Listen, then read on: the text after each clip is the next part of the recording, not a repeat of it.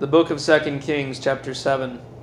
But Elisha said, Hear the word of the Lord. Thus says the Lord, Tomorrow about this time a seah of fine flour shall be sold for a shekel, and 2 seahs of barley for a shekel, at the gate of Samaria. Then the captain on whose hand the king leaned said to the man of God, If the Lord himself should make windows in heaven, could this thing be? But he said, You shall see it with your own eyes, but you shall not eat of it. Now there were 4 men who were lepers at the entrance to the gate, and they said to one another, Why are we sitting here until we die? If we say, Let us enter the city, the famine is in the city, and we shall die there. And if we sit here, we die also.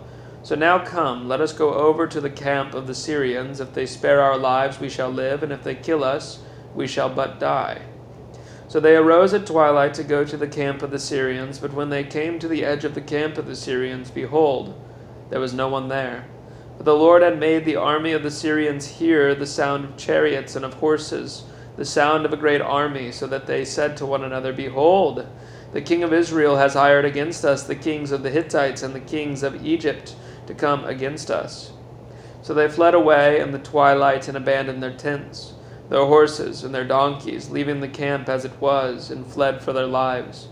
And when these lepers came to the edge of the camp, they went into a tent, and ate and drank.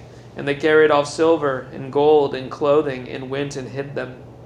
Then they came back and entered another tent, and carried off things from it, and went and hid them. Then they said to one another, We are not doing right. This day is a day of good news. If we are silent and wait until the morning light, punishment will overtake us. Now therefore come, let us go and tell the king's household. So they came and called to the gatekeepers of the city and told them, We came to the camp of the Syrians, and behold, there was no one to be seen or heard there. Nothing but the horses tied and the donkeys tied and the tents as they were. Then the gatekeepers called out, and it was told within the king's household. And the king rose in the night and said to his servants, I will tell you what the Syrians have done to us. They know that we are hungry. Therefore they have gone out of the camp to hide themselves in the open country, thinking, When they come out of the city, we shall take them alive and get into the city.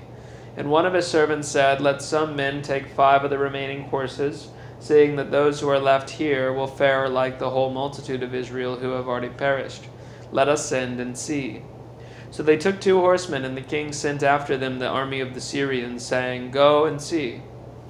So they went after them as far as the Jordan, and behold, all the way was littered with garments and equipment that the Syrians had thrown away in their haste. And the messengers returned and told the king.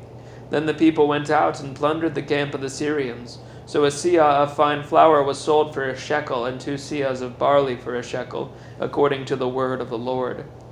Now the king had appointed the captain on whose hand he leaned to have charge of the gate, and the people trampled him in the gate, so that he died, as the man of God had said when the king came down to him.